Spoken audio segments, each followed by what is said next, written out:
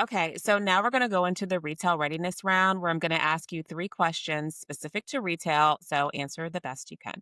Number one, what's a learning that you didn't know until your products were actually on retail store shelves? That's a good question. I'll go back to really, we knew we had branding in the beginning and we used it in different ways, in different packaging.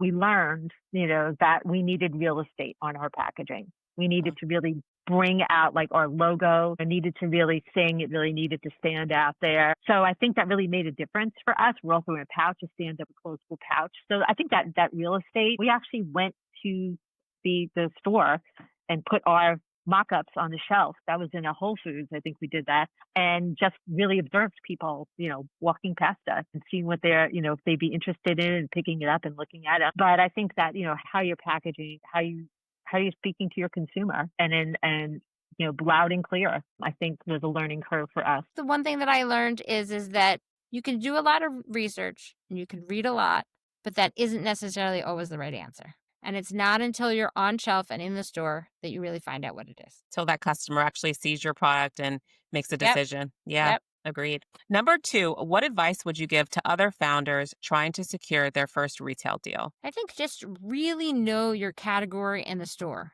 in the account that you're going to.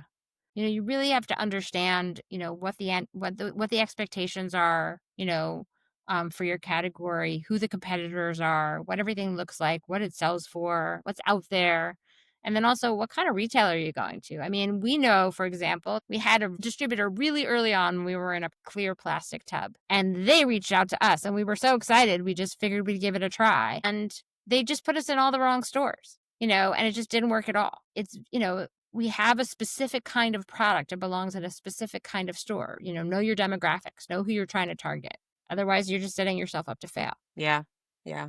Good advice. And then lastly, what trade shows, support groups, or accelerators have you found the most beneficial in growing your brand? Honestly, we haven't done any. We have not participated in an accelerator. I was advised accelerators. So like Oh, I mean, okay. I don't mean to, you know what I'm saying? Yeah, Like, yeah, you already given have our experience. experience, Yeah, we are the kinds of people that advise people in an accelerator. yeah. So it's a little bit different, and I don't mean to brag in any way, and it doesn't mean that we're not open to advice and, other people's input. I mean, that's not the case at all. So, as far as trade shows are concerned, I mean, quite honestly, I've worked on other products, like even entrepreneurial things where I've gone to trade shows. They're very hit or miss and they're very expensive. And in some respects, they're almost better for just making connections with other people like you than anything else.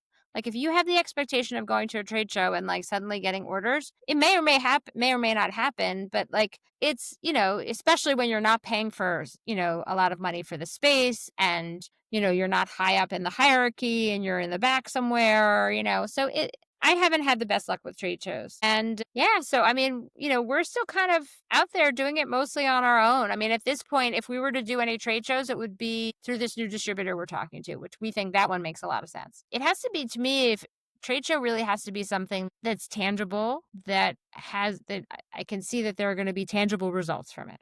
I need ROI on it. Especially at this stage. I'm not looking to like spend tens of $1,000s on the most amazing spot and this beautiful booth and, people to, I don't know, to hand out samples that look pretty. Like, I think that that's for, a different stage. And that it's a mistake when brands spend too much money on that kind of thing too early. And I have worked on brands that did that. All right. Well, thank you so much for your answers. Yes.